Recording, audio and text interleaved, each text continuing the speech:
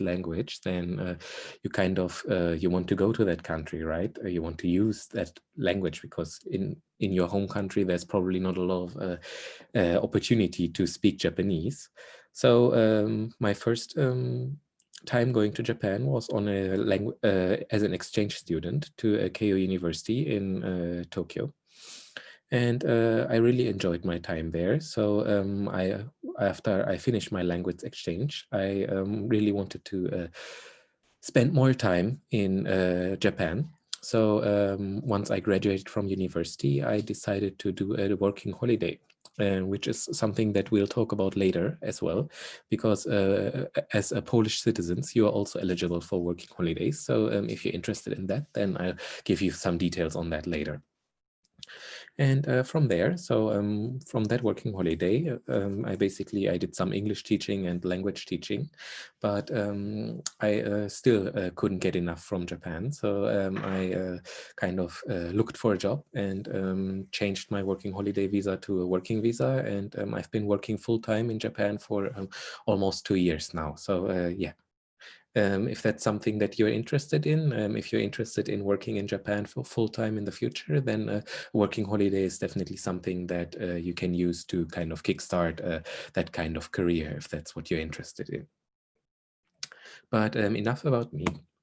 Now I'd like to talk a little bit about what we do and more specifically why we do it. So our company is called what's called a Jinzai Shokai Gaisha. Okay, so a company that introduces human resources to companies that are looking for human resources. And on this screen, you can kind of see what we are doing. So recruit, consulting, and other various areas, and the companies that we do it for. So if that interests you, then you can find that here.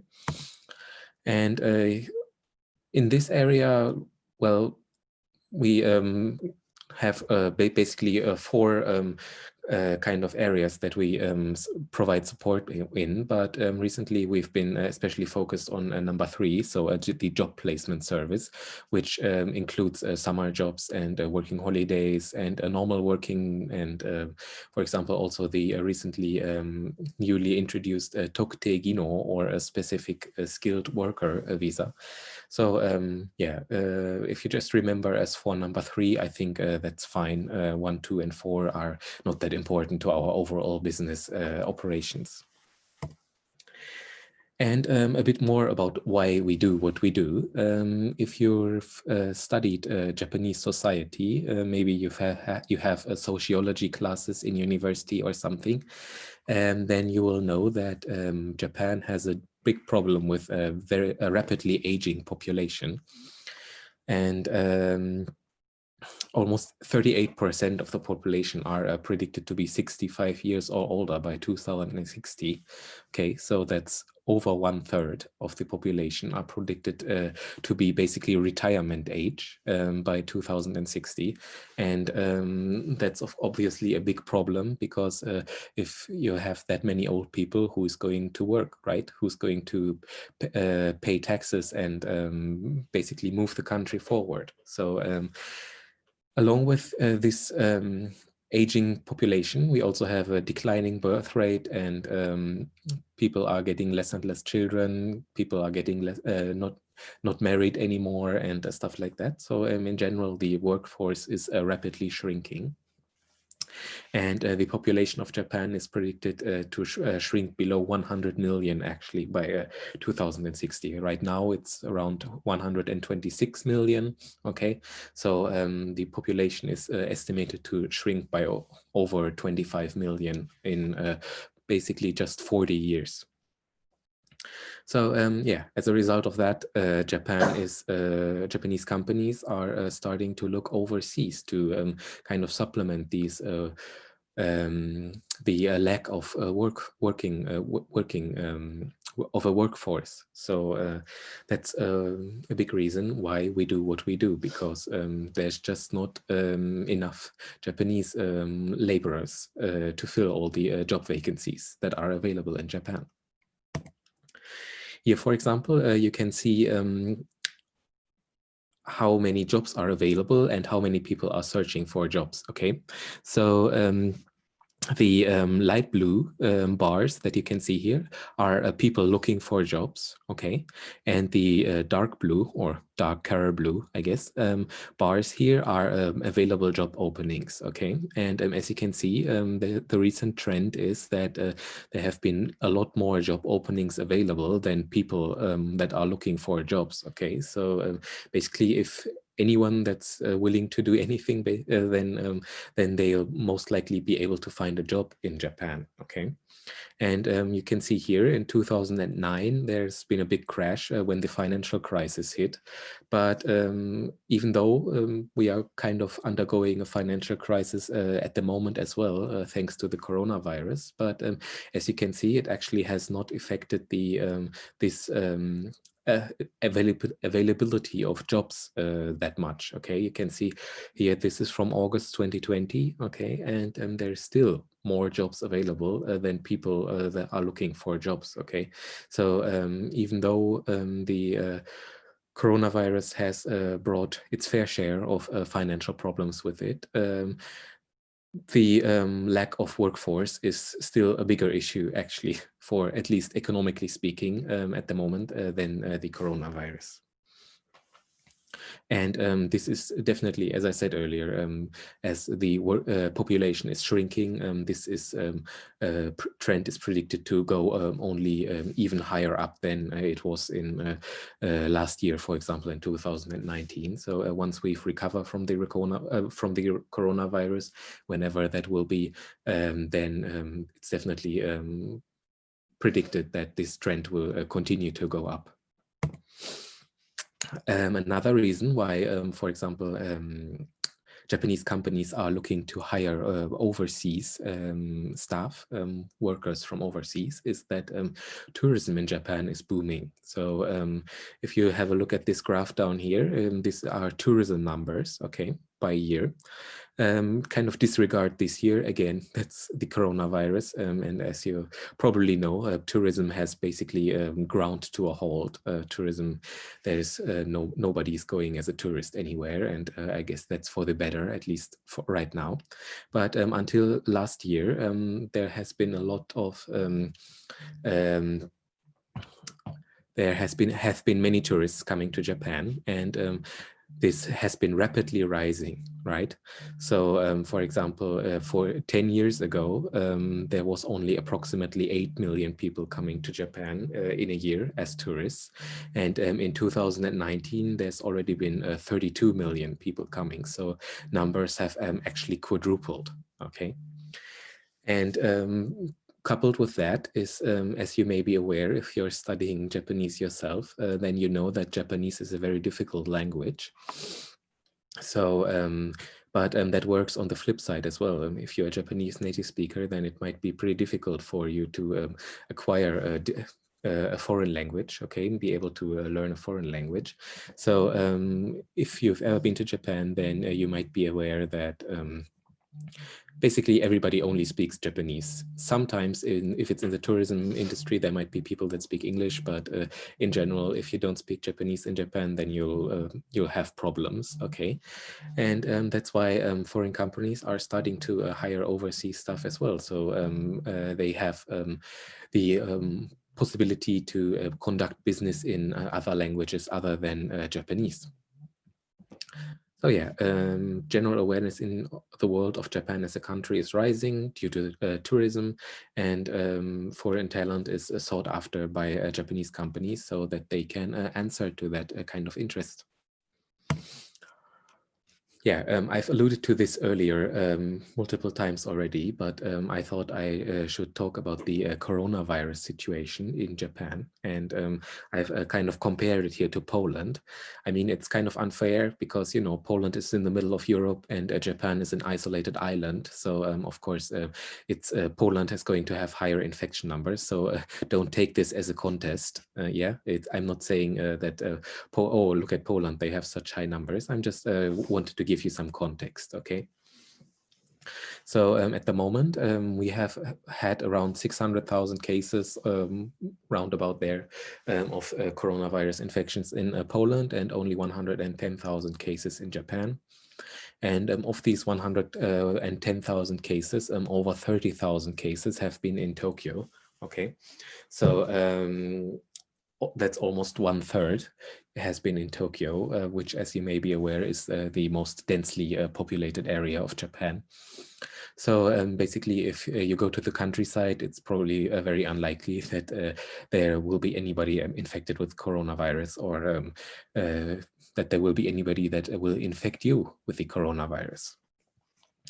And people, as far as what people are doing to combat the coronavirus, well, as you can see from this picture, everybody apart from this woman in the middle is wearing masks. And if you're like her, then you're probably going to get stared at a lot in public, and some old man might even tell you off and tell you to wear a mask or something. So it's definitely, people are, almost everybody is wearing masks when they go outside of their house. Further, there's also disinfectant. Basically available everywhere in almost all public areas. So if you go to a department store or something, it is open, at least that, but you'll have to disinfect your hands before going in, or if you go to a restaurant, you'll have to disinfect your hands. And yeah, so people are taking measures to combat the coronavirus. And but at the moment, we are not sure why Japan is seeing such low coronavirus numbers. Might be having to do with everybody wearing masks, might be having to do with it being disinfected everywhere. But other countries are doing that as well, and they are seeing higher numbers than Japan. But yeah, for them, at least for the moment, Japan has very low infection cases compared to other countries around the world. Just so you can see what's going on, I thought I'd show a live stream of the famous Shibuya crossing. Okay, this is the Shibuya Scramble. You might be aware of it. Let's see. Okay, so today it's Saturday evening. Okay, so basically prime time. As you can see here, it's 6 p.m. And as you can see, it's pretty packed, and people are going to Shibuya as they normally would. Let's see. It usually looks really amazing when everybody starts crossing the street. But I guess while we wait for that, I'll talk a little bit more about what the stores and so on are doing. So for example, restaurants can receive this kind of mark, this rainbow mark, okay? And if they have that, then it means that they are accredited by the city of Tokyo in this case, but I presume there are other measures across the country in other countries, in other cities, that they are considered to be up to the coronavirus standards. Basically, they are doing their best to prevent the spread of the coronavirus. Yeah, as you can see now on the live stream, people have started moving, and as you can see, it's pretty packed. But if you've ever been to Japan before, then you know that this is not so many people for Shibuya. Usually there's more people, but even in this kind of situation in coronavirus, people are still going to Shibuya, and it's pretty lively. Okay, and onto the next. Okay, and onto the next slide. So, if you've been paying attention to Japanese news about Japan, then you might know, for example, that that Japan has for a long time banned actually foreigners coming into the country, or leaving the country and coming back into the country as well. So for the longest time, we were not able to actually enter Japan.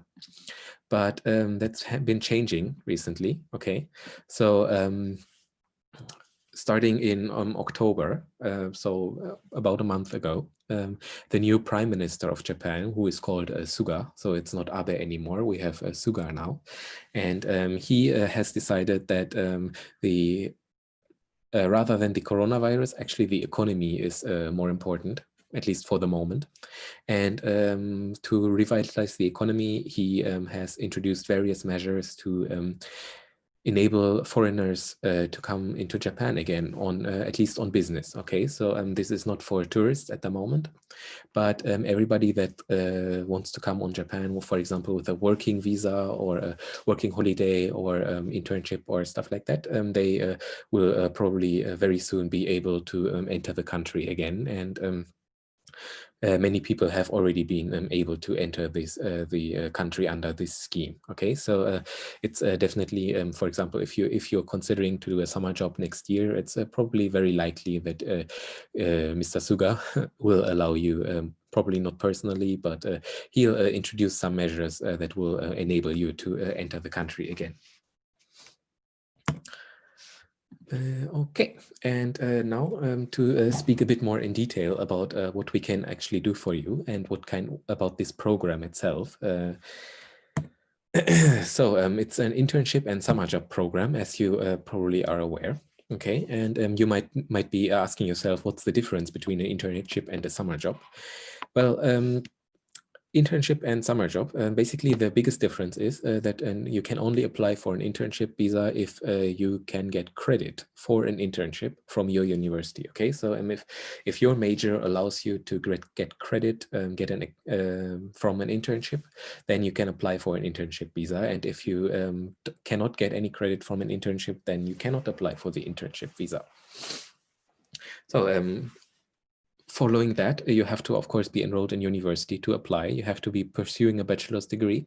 And as I said earlier, you need to get credit. And the time until visa acquisition, well, usually you apply very long in advance. So this doesn't really matter for you, but it can take a very long time, unfortunately. And you can live in Japan for up to a year, but most people only are in Japan for a lot less than that. Only for 3 to 6 months is kind of standard for internships. And you can expect to be treated to an hourly and daily salary system. So you'll be paid per hour that you work, and usually the minimum wage, but that's to be expected from an intern, I guess. And sometimes there's a daily salary system. And if you're working in Japan for longer than 3 months, you can get social insurance, so health insurance and pension and stuff like that. But it's probably no one of you is going to do that. So, and if you cannot get any credit for if your major doesn't allow you to get credit for an internship, for example, or if you simply don't need the credits or whatever, then you can still do a summer job. And to apply for a summer job, you still need to be in university, but you can also do this in your master. Okay, for example, if you're in a master program already, you can also still do a summer job.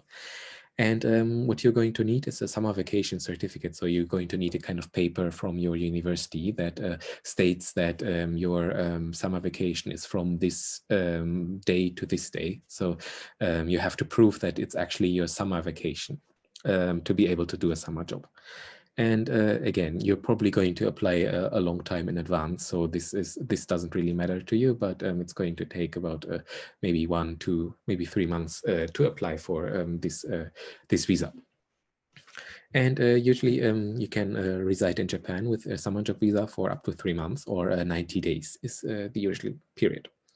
And again, here you can expect the hourly or daily salary system. Again, probably minimum wage, but you're in Japan for the experience, right? Not for making a lot of money. Here you can see one more time, I've listed them side by side. So an internship, as I said, its purpose is to get credit, and for a summer job, it's to get work experience, or of course, you can get work experience in an internship as well. But yeah, basically, you don't get any credit for the summer job, is what I want to say. When you can do it, well, you have to do it for the internship. You have to do it before you finish your bachelor's. Okay, so most people will do it in their 3rd or 4th year of university. And a summer job you can do anytime, as long as you are enrolled in university. You just have to do it during your summer vacation. Again, duration 3 to 6 months, sometimes a year, and a summer job is up to 3 months. And credit, so yeah, as I said, the internship gives you credit and the summer job doesn't. So at our company, if you are interested in doing an internship or a summer job, we usually recommend that you work at a hotel or a Japanese inn, okay? And as you can see, there are several conditions in that case. So you must be enrolled in university and pursuing a bachelor, obviously, because that's you need that for the internship visa or summer job visa. And it's usually advisable that you can speak some Japanese. Okay, so for example, around JLPT level N4, you don't have to have the test certificate, so you don't have to have passed N4, but it's definitely advisable that you are able to speak Japanese around that level. So as long as you speak around N4 level, you can apply. But of course, if you have the certificate, then please submit that at the time of application. Yeah, and so you must be available to work for at least 2 consecutive months. 3 is usually preferred. So yeah, if a company is going to hire you as an intern or for a summer job, then they want to be able to count on you for a continued amount of time. And so yeah, you must be able to commit to that. There are several advantages that we believe make this working at a hotel or Japanese inn so suited for internships and summer jobs. Okay, so for example, if you're studying Japanese, okay, there's actually no desk work. Okay, if you work in a hotel or Japanese inn, you're going to interact with Japanese customers and with your Japanese colleagues, so you have to actually use and improve your Japanese. So it's going to be very helpful if you're looking to do that. So for example, you could also try your hand at interpreting if foreign guests arrive. Okay, so you can get your first experience in translation and interpretation business, which is a pretty big industry in Japan. So if you're interested in that, then working at a hotel or Japanese inn for 3 months is definitely also going to look good on your CV. And the next 2 points are usually not so much for you, but maybe more for your parents. So if you go to a foreign country, especially to one that's as exotic and far away as Japan, then your parents might be worried where you're going to live and what are you going to eat and such. But in a hotel and Japanese inns, so ryokan, the accommodation, there is usually dormitories provided. Okay, so in some cases you can actually sleep in the hotel itself and use their bath and such. But sometimes there's a separate dormitory that's just a few minutes away from the hotel or something like that. But you'll definitely have a place to sleep. And they also provide meals. Okay, so usually only on work days. So if it's your day off, then you'll have to eat something, find something to eat by yourself. But on work days, you can usually eat in the cafeteria for free of the hotel. So yeah, so you have a bed and you have something to eat, almost guaranteed. So that's a pretty big advantage because finding a room to live in for only 3 months is going to be very challenging in Japan. And going to a foreign country, you might not actually know what to eat and what to prepare with the ingredients that are available here. So just being able to have a lunch and dinner and so on provided for you is the big advantage of working at a hotel or Japanese inn. And another big point is that these hotels or Japanese inn are usually in resort or hot spring areas. Okay, so they are even safer than Japan is already. So Japan is a pretty safe country, but if you go to these hot spring or resort areas, there's probably not a big chance that you will ever be the victim of any crime. Okay, so again, your parents might be worried you're going to a foreign country. What will happen? What might happen to you? But you can tell them, "I'm going to a resort area. There's no crime. I'm going to be fine." So, continuing on, I would like to talk a bit about money. Okay, so unfortunately, there is a bit of an additional investment. So, for example, you need to buy a travel insurance or maybe your flight ticket and such. So if you have absolutely no money available, then it's going to be a bit difficult. But if we factor in your salary that you're going to receive about this for the 2 to 3 months, okay, we have calculated with 2 months here, okay. So as I said earlier, the salary will usually be paid on a per hour basis, okay? And again, it will probably be minimum wage, and the minimum wage is a bit different from every prefecture in Japan. So there are 47 prefectures in Japan, and every prefecture has their own minimum wage, but it's usually somewhere around 800 Japanese yen an hour, okay? Apart from Tokyo, Tokyo has a lot higher minimum wage, but you're probably not going to find work in Tokyo. So let's assume that your minimum wage is 800 Japanese yen an hour, which is 28.96. I'm sorry if I butcher the pronunciation. Zloty? I'm not sure, but you know what it is, how it's pronounced, hopefully. And so if you're going to be working for 184 hours, which is the 23 days, so you have 2 days off per week, right? So probably not, it's not on the weekend, you will have 2 days off, so you're not having a Saturday, Sunday off because you're going to work at a hotel, and the hotel is open every day of the week, right? So let's say you have your day off is Monday and I don't know, Thursday, okay? So if we combine that salary for those 23 days and 184 hours worked, you'll earn 97,142 Japanese yen, okay? And deducted from that are already the income tax, which is quite high if you're doing an internship, okay? For some reason, this is really high for interns only, okay? So we don't actually pay that much. I'm on a working visa, I don't pay this much tax, but internship visa have to pay a lot of taxes.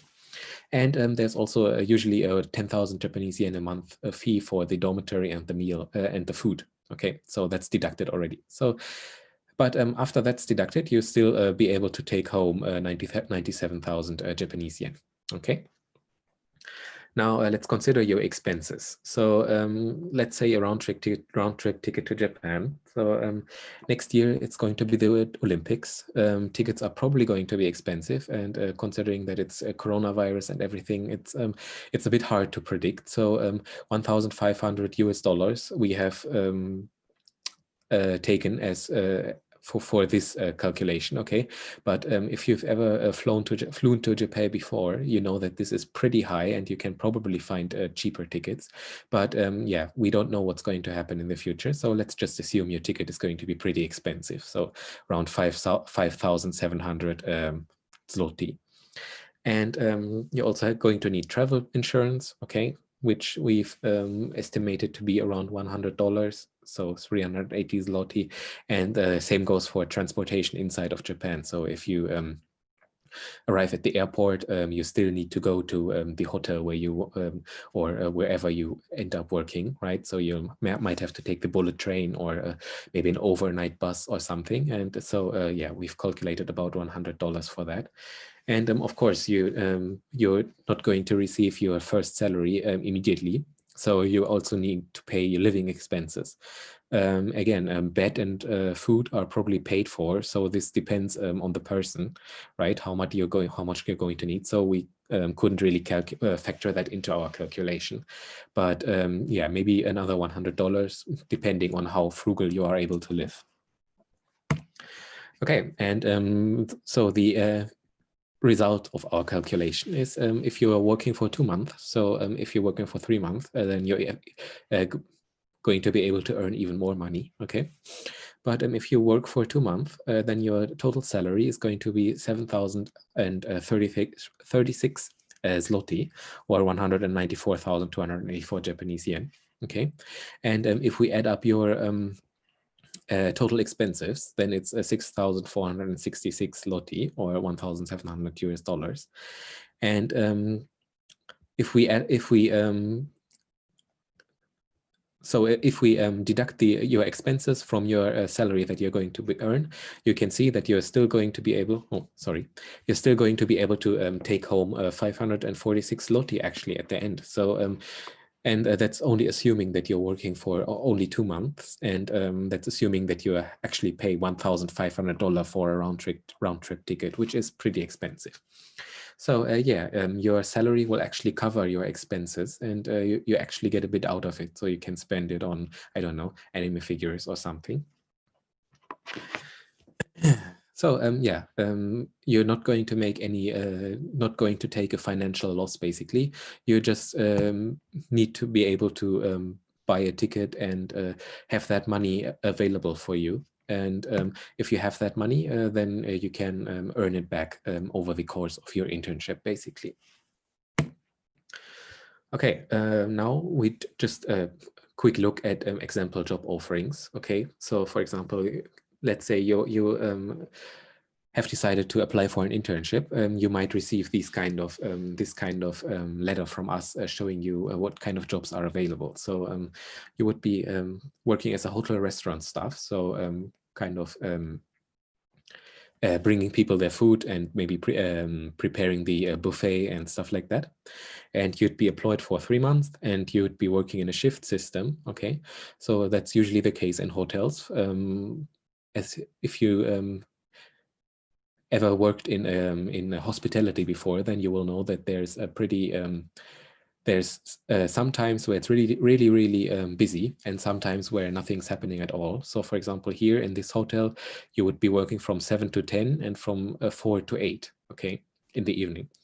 So you would be working during breakfast time and during dinner time, basically. And in between, the hotel is not very busy. So if you've, as I said, if you've stayed in a hotel yourself, then you will know this. People will eat breakfast, go out, do something, come back in the evening. So it's going to be busy in the morning and in the evening, and your shift system is most likely going to reflect that.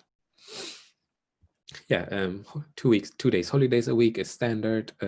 800 Japanese yen, again, depends on the prefecture, but it's going to be around there per hour.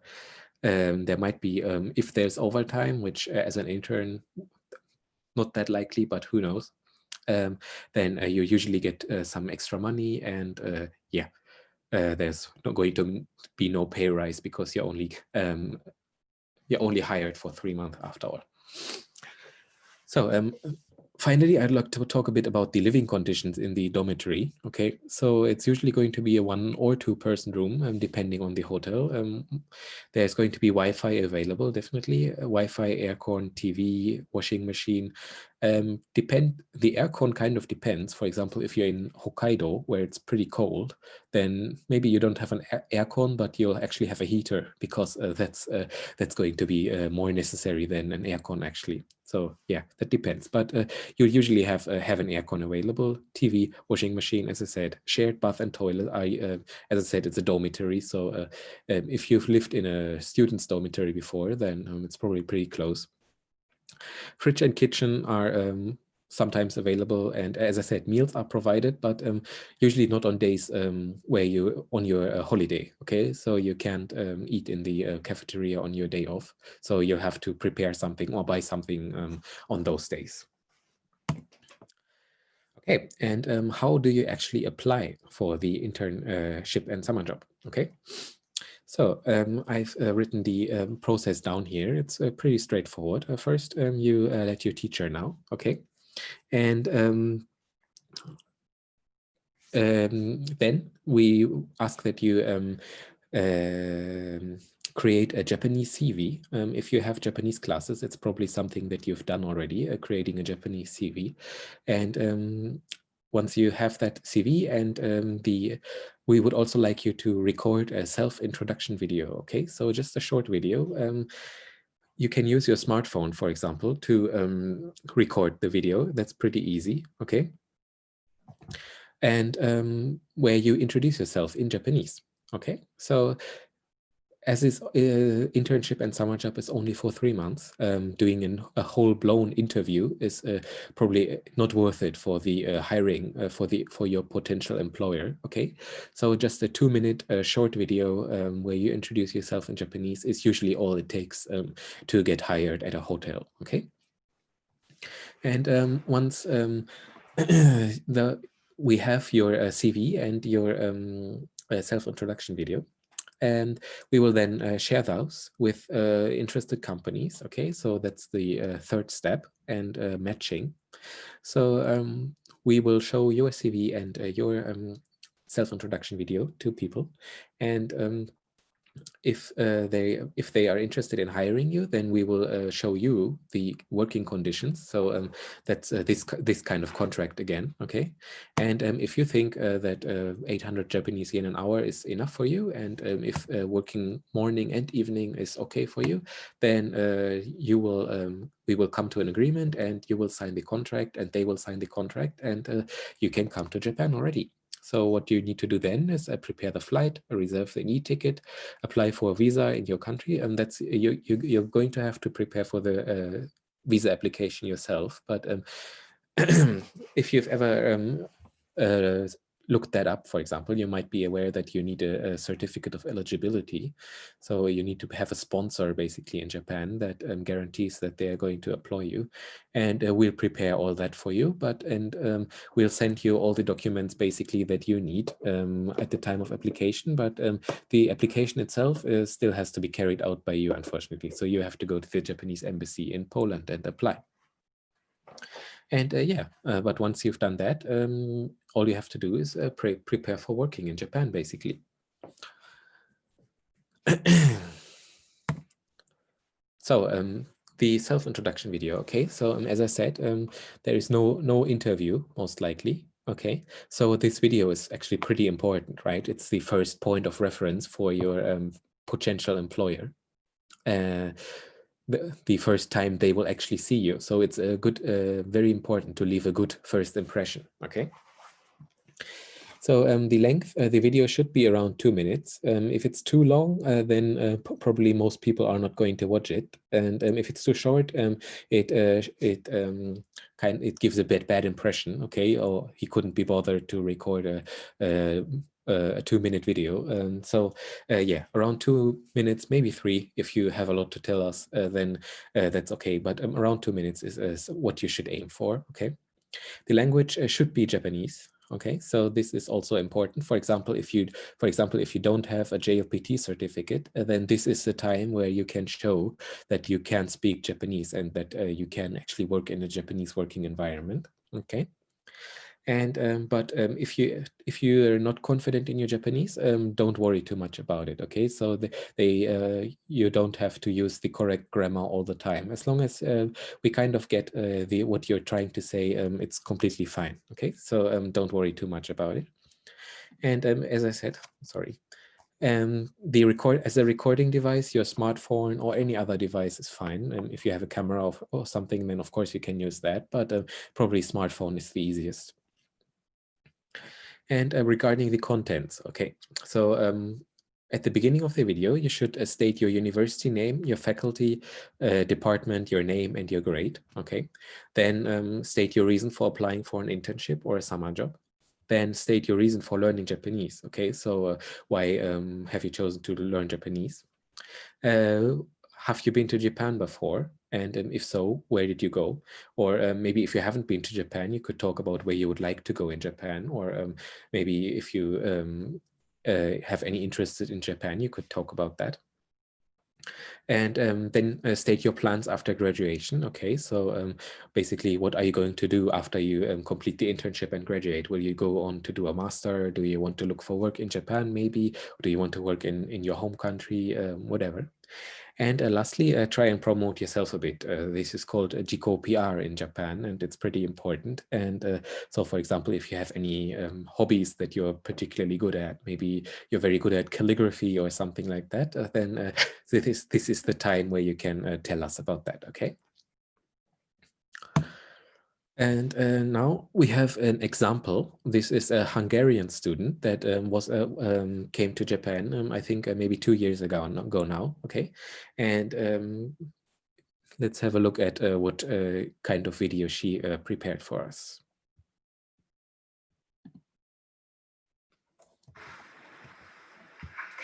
私はと申します。ブダペストにあるカロリ大学の2年生です。日本に興味を持ってから約6年になりますが、日本語を1年前から勉強しています。最初のつながりはアニメでした。友達からアニメや漫画が存在することを知って、いろいろ調べた後、私も結構ハマりました。アニメを見ながら日本語のコツをつかんで、言語の美しさに気づきました。で、私は学ぶのが好きで、日本語の勉強はいい挑戦になると考えて学び始めました。残念なことに、まだ日本に行ったことが一度もありません。私がこの仕事をしたいと思った理由は、人生の、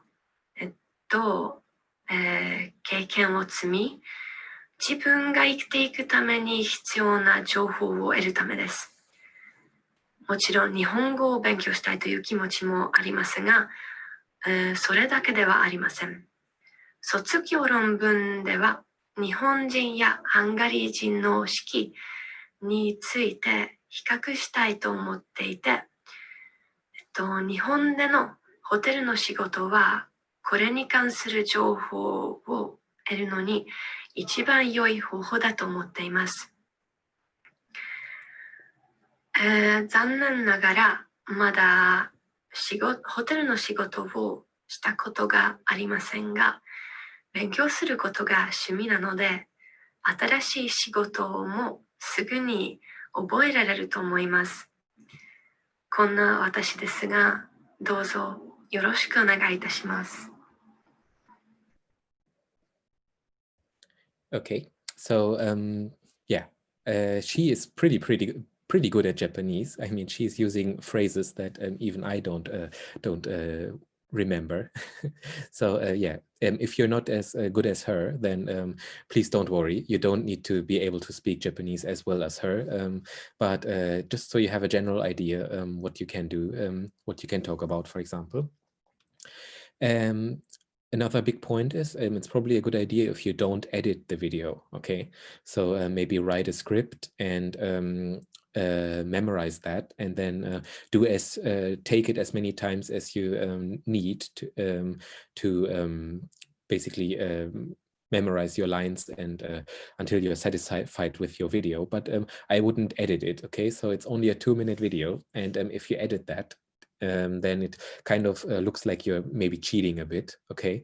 So even if you stutter sometimes, or you're going like eto or something like that, I would just leave that in there. She did as well. That just makes you seem human, right? If you talk to somebody, then those kind of filler words are going to be in there, right?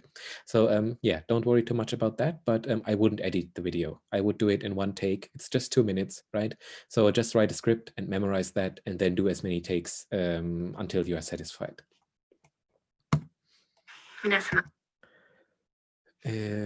I'm going to skip this one, okay? And here are just a few examples of our partner companies, okay? So here, just so you have a general idea where usually people are going if they do an internship or a summer job with us. So for example, Hokkaido, Fukushima, Gunma, Yamanashi, Kanagawa, basically in the what's called in Japanese the inaka, right, or the countryside.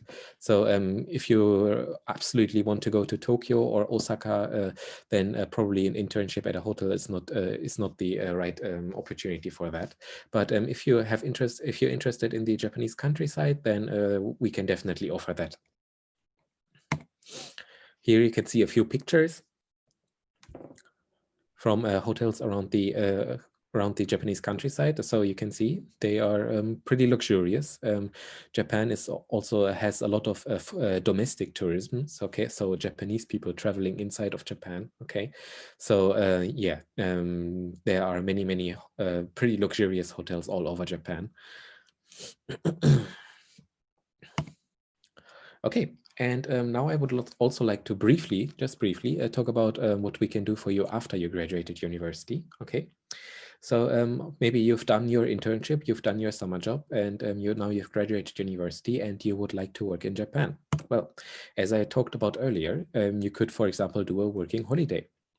As you can see here, if you want to do a working holiday, there are several restrictions. As a Polish citizen, you are eligible for working holidays, so that's good. But you must also be between 18 and 30, and there might be, for example, an interview at the embassy and various other restrictions that apply. So yeah, if you're interested in that, you can check it on the Japanese embassy's website, Japanese embassy in Poland's website, okay? But if you're wanting to working holiday, then you can get the visa actually pretty quick. Okay, so as I said earlier, I did a working holiday myself, and while I'm a German, so it's probably a bit different for me than it is for you. But it took a week for me to get my visa. So I applied, and on I think a Friday and next week's Thursday or something, I got a phone call from the embassy. Hey, you can come and pick up your visa. So if you want to go to Japan, then this is one of the fastest ways that you can enter Japan and work in Japan.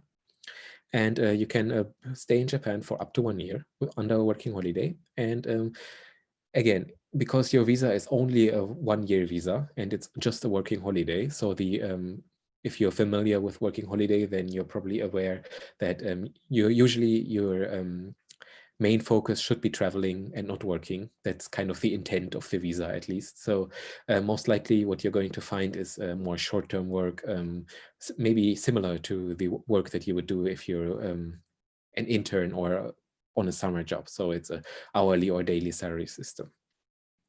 But there's also, of course, many kinds of working visa available. If you graduated a university in Poland, and so you have a bachelor's degree and you have JLPT proficiency in 1, 2, and 3, then you can apply to what's called the Technology, Knowledge in the Humanities, and International Business Visa, which is a mouthful. Okay, and this is basically the standard working visa for many foreigners in Japan. Okay. And for this, the application takes a lot longer, and you're going to need actually a Japanese company has to sponsor you for this. Okay, so for a working holiday, you can just apply for it, but that's not the case with a working visa. You have to find work first, and then you can apply for a working for a working visa. For the working holiday visa, you can just apply for it, go to Japan, and then start looking for work. But that doesn't work with the working visa, unfortunately. You have to have work first before you can actually enter Japan with a working visa. Period of residence is 1, 3, and 5 years. So usually what will happen is if you apply for your first working visa to Japan, you'll get 1 year, and then maybe you get 1 year again, and after you extend it again, maybe you get 3 years, and if you extend it again, maybe you get 5 years, and then you can already apply for permanent residency. But yeah, there are different periods of residence. And as long as you have work in Japan that qualifies for this technology, knowledge in the humanities, and international business, then you can indefinitely extend your visa. Working conditions are going to be, as you can see here, at least equal to Japanese in the same field. So if you're, for example, if you're an engineer, then you can expect to be paid the same amount as a Japanese engineer would. And you'll have, it's basically the same as if you would find work in Poland, I guess. So you have a fixed salary, social insurance, so health insurance, pension, and all that.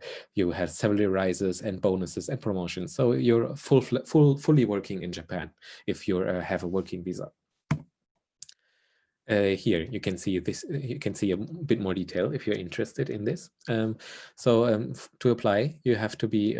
Usually, companies want to hire you long term if you want to have a working visa. So usually they will ask you to commit for maybe up to 3 years at least. Okay, and also you need N1 or N2 Japanese language proficiency. Okay, if you have a English test that shows that you have 730 points in TOEIC or more, or something similar, so maybe you have TOEFL or IELTS or whatever is available, then sometimes N3 is sufficient. But usually it's probably best if you aim to have Japanese language proficiency N2 if you want to apply for a working visa.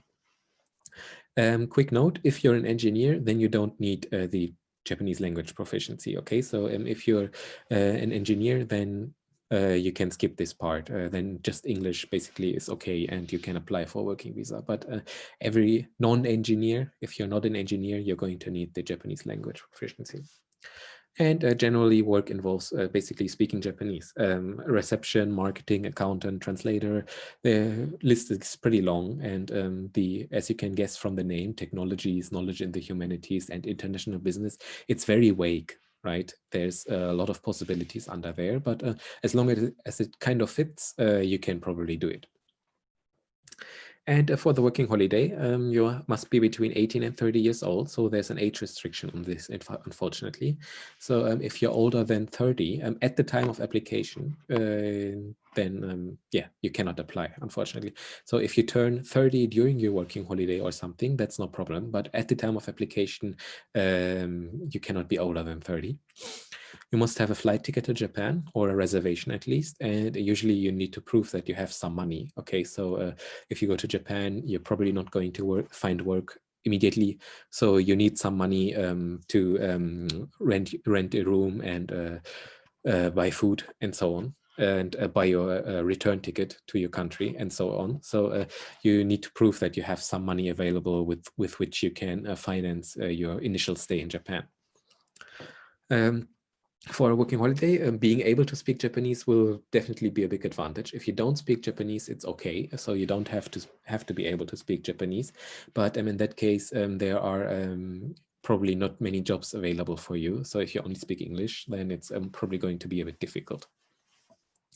So a usual work would be like any kind of part-time work. So for example, if you know Japanese people do a lot of part-time work, so maybe you would do something similar. So maybe you would work the register in a convenience store, or be cleaning lady somewhere, or cleaning gentleman somewhere, or something like that. Or you could be a language instructor, a waiter, translator, manual labor, whatever. Yeah, but that's the working holiday. And as I said earlier, so the main intent of the working holiday is that you travel Japan, not work in Japan, usually.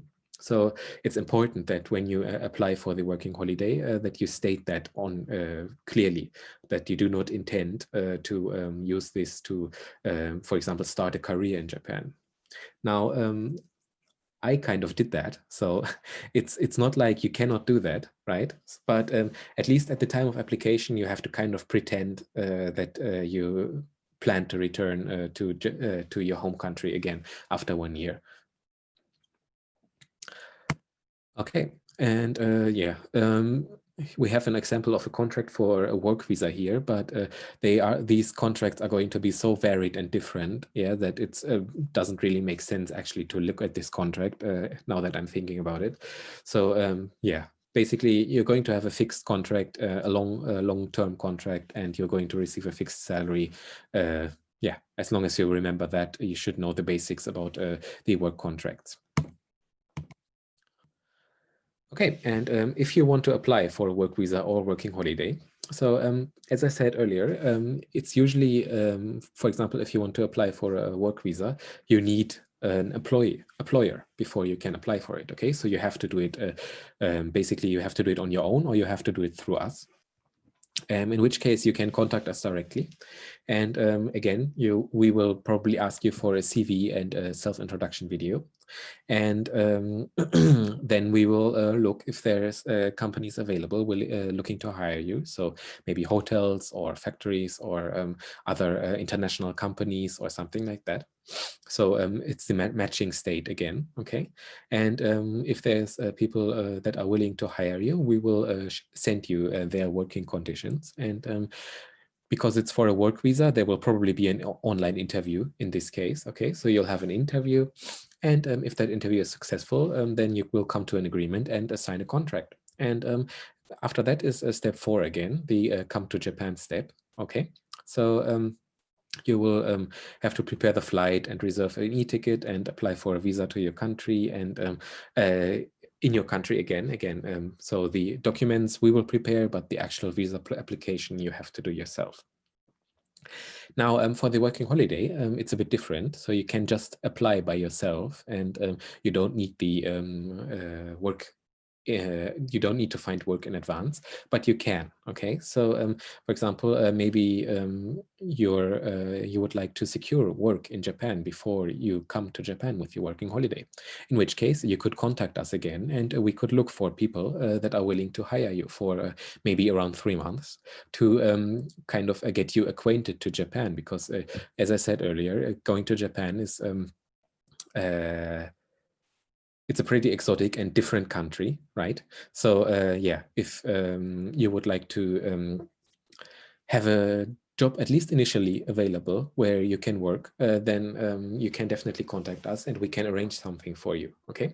And again, the process would be the same. So you contact us and we ask you for the CV and the introduction video, we match you. There might be an interview, there might not be. And because, you know, it's working holiday, it's a bit more fluid. And yeah, if you can agree to the working conditions and if there's someone willing to hire you, then you come to an agreement and sign the contract. And yeah, then you just come to Japan and start working. And importantly, this is also true for internship and a summer job, obviously, but this is also for work visa and working holiday. We support you also after you come to Japan. So for example, let's say you're having communication problems with your employer, for example, maybe you want to tell them you have too much overtime and you don't know how to tell them about that, okay? In that case, we support you, okay? So you can just tell us if you have any trouble, be that with your employer or with living in Japan in general. Maybe you don't know how to apply for health insurance or something like that. Then you can just contact us and we'll take care of that for you, okay? So we'll support you not only during the matching process, but also after you come to Japan and after you start working. Okay, and just one final, how to apply, and a bit of a self-plug, okay? So again, as I said earlier, in general, we will ask for your CV and your self-introduction video first, okay?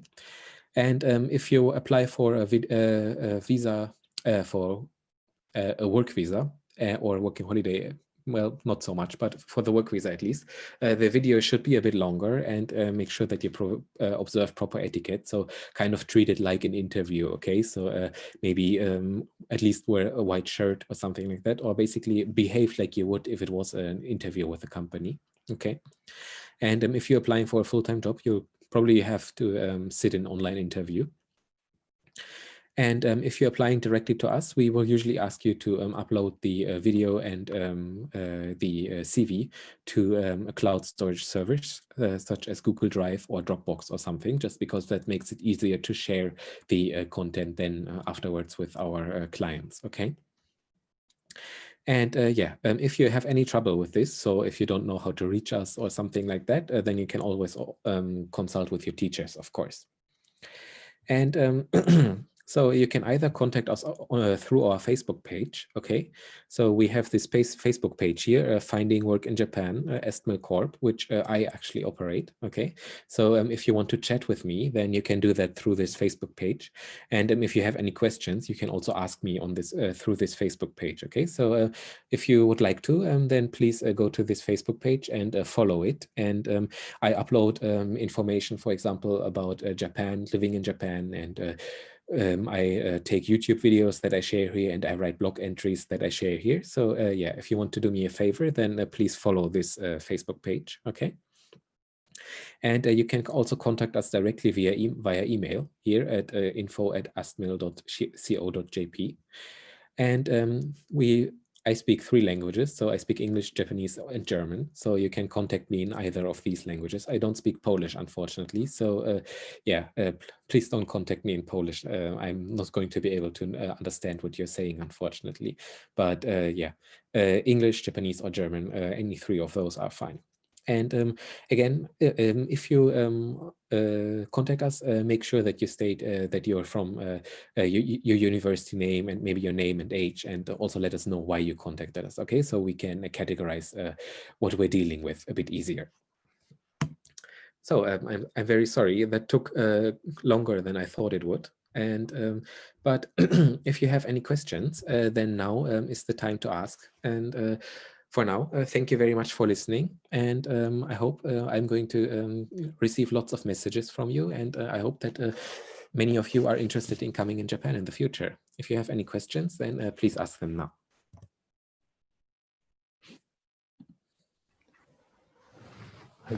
じゃあ、マルコさんどうもありがとうございました。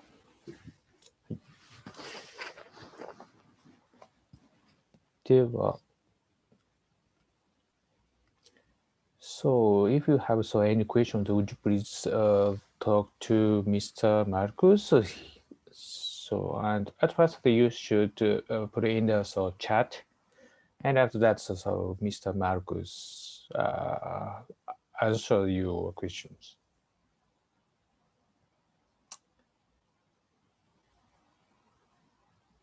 Nobody have.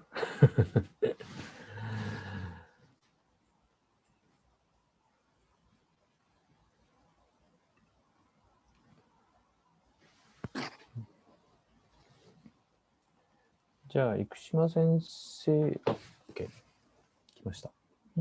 ああ、そうか。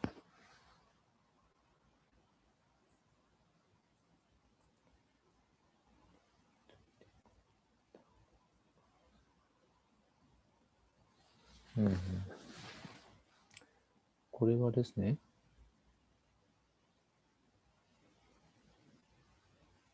1人以上で参加できるかっていうところですね。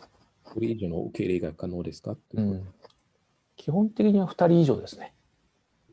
了解です。Okay, so Michael Duba, thank you very much for your question. I'm sorry if I pronounced the name. Usually hotels will look to hire at least 2 people at a time, okay? So 1 person is actually pretty rare. So at least 2, maybe even more, they are going to look to hire. So I hope that answered your question.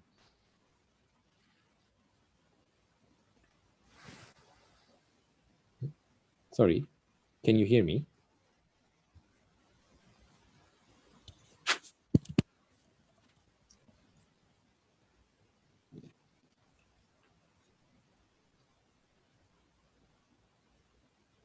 Takedaさん、聞こえてますか？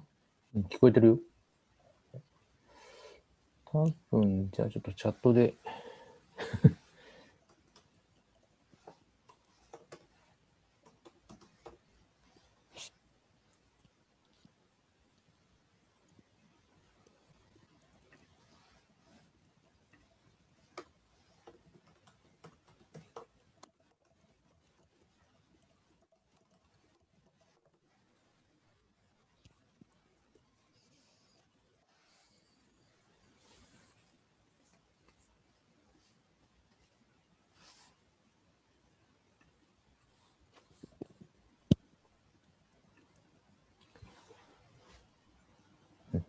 はい。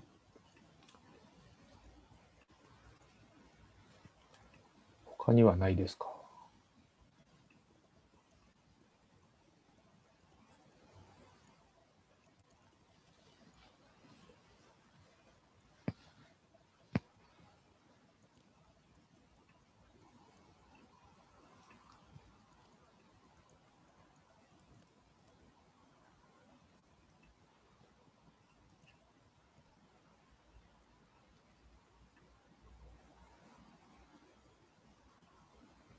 他にないですかね。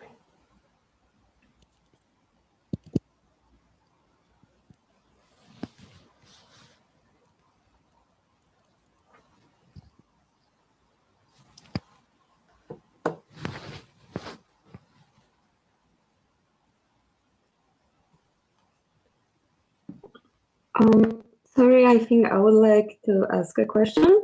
Can you hear me? Yes, I can hear you. Yep.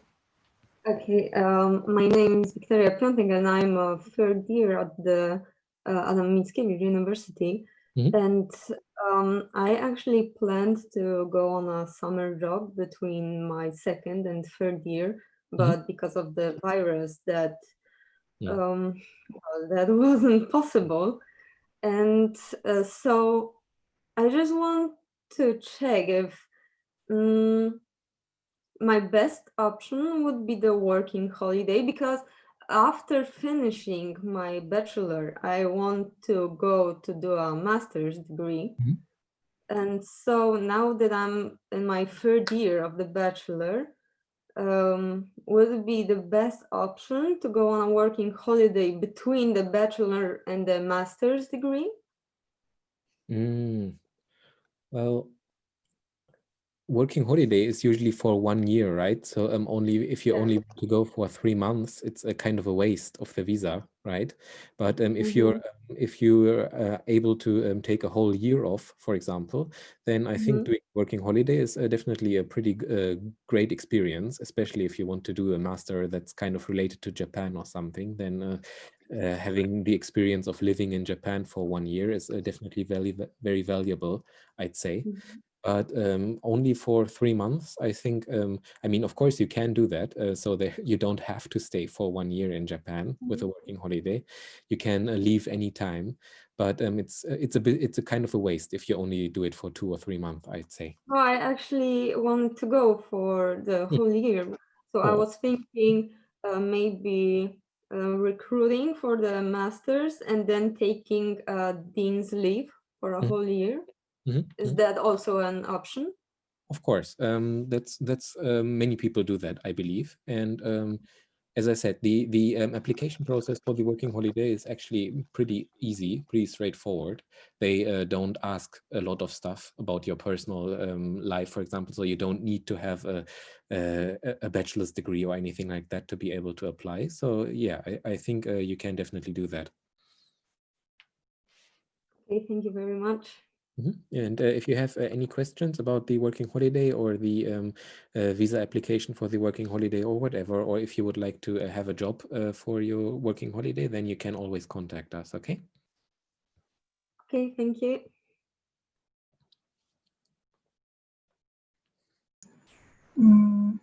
So I also would like to ask a question. I'm on the first year of the bachelor, but it's not very important right now. How soon okay, no. When is the last call to inscribe into the summer project? So when, can you hear me? Not? Okay, I can hear you, but the end of your sentence, or there's always lag. Sorry. No problem. When I'm stressed, I'm doing that. So, when is the last moment when I can take the summer job? Okay. So when's the deadline for applying for a summer job? Yes, that's what I wanted to say. Okay, one moment. Okay, I think that's actually not final yet, but I'll ask Mr. Takeda. Okay, one moment. Takeda-san. 今年のサマージョブの締め切りはいつでしょうか？ミュートなってます。So actually, so I guess so. Last year, so the limit time is around the end of this year. But so I think in this moment, so we had coronavirus. So our acceptance company want to accept or no. So I cannot understand it now. So if you are very interested in joining for the summer job, so you can apply anytime, but also at least next February, the end of the next February, right? Thank you very much. Yes. Maybe I think that if you should apply areas. That's why. So if the acceptance potential company is order to our companies, is so step by step, and so you have to preparing for preparing your so self introduction videos and CV. It's a safety for you. Okay, I understand. Thank you. Yes. で、最後の質問がこれなんですけど。そうですね。これなんか受け入れの制限なんかありますかね。今ないんですけどね。ただ、まあ、国が今7つあるから、その辺だけですかね。うん。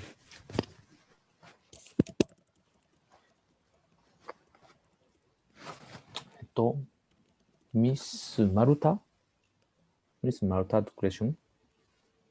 So there has no limit. But so this Samajo program is joining for the 7 countries: Taiwan, Vietnam, and Thailand, and Poland, and Hungary, Russia. 6 countries, right? So all acceptance company want to choose it for the choosing by your introduction videos. So there is no limit. But so pasta is very, maybe I think that's very few in these years. But so next years you can have the potential to choosing. So no limit from one university, right? Can you understand it? Yeah.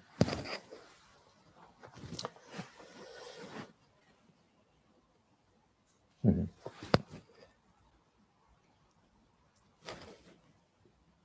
Yes. Anyway, so you can have this chance. Yeah. Any other questions?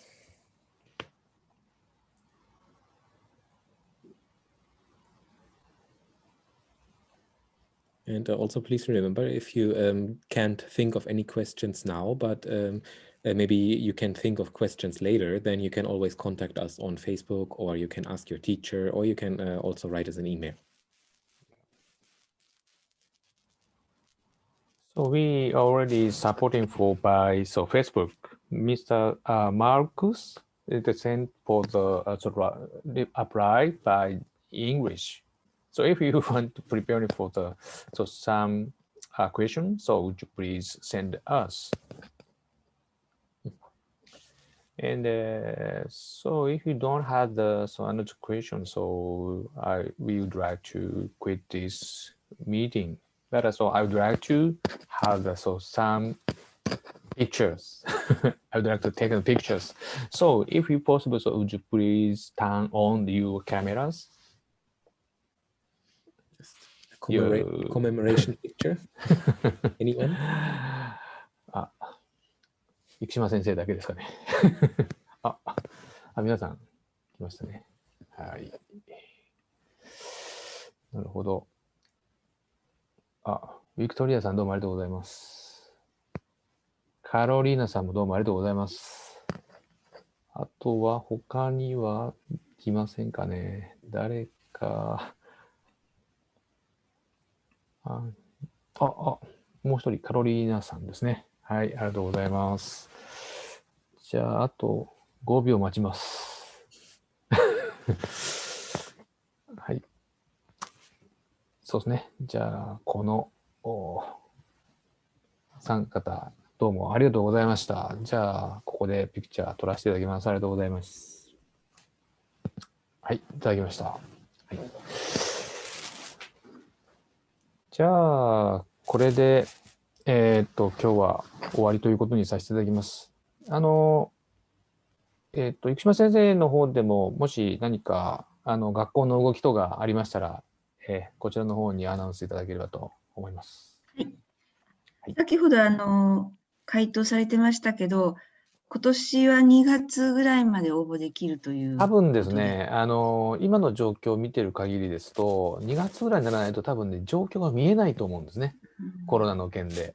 で、例年だと、まあ、11月末ぐらいで第一陣っていう形でしてたんですけども、まあ、学校の判断もまだ見えてこないっていうのもあって、今、台湾とか、まあ、ベトナムとか、タイとか、こういうところは確かに参加はするとは言ってるんですけども、まだ、在留資格が取れてから入国できるかどうかっていう、その国のですね、まあ、日本で言った外務省、まあ、領事館とか大使館側の方のですね、判断が全てなので、そこでビザを受け付けないとか、ビザ発給しなかったら意味ないんですね。なので、一旦 2月ぐらいまでっていうふうにしています。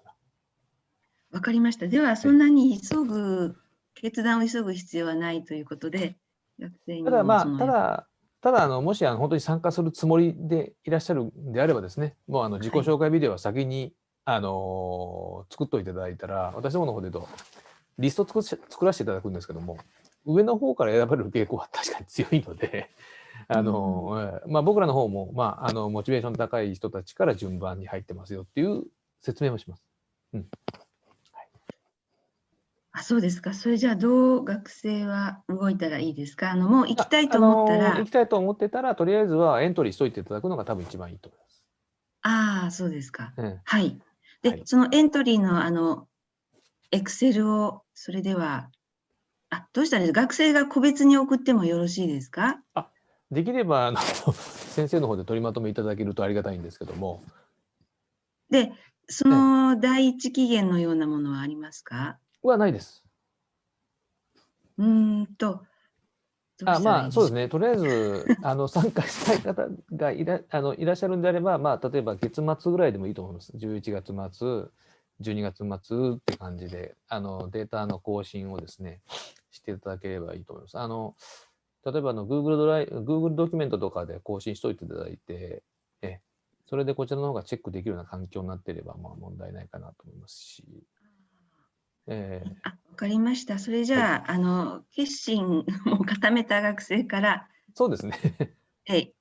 作成していくということですね。はい。じゃあ、あとはこのビデオも一応撮ってますんで、これも、基本的には皆さんに、そうですね、生島先生にはビデオの URL をシェアさせていただきますので、皆さんにもまたご提供いただければと思います。転送します。はい。あとマルクスの方から、プレゼンテーションシートのPDF 版の方もですね、一応シェアするようにいたしますので。はい。はい。マルクスさん、どうもありがとうございました。詳しい説明。いいえ、ありがとうございました。はい。今日はいつもよりも長く説明しておりましたのでですね。そうですか。長くなってしまいました。はい。じゃあどうもありがとうございました。ありがとうございます。よろしくお願いします。じゃあこれで失礼いたします。マルクス君、どうもありがとうございました。失礼いたします。失礼いたします。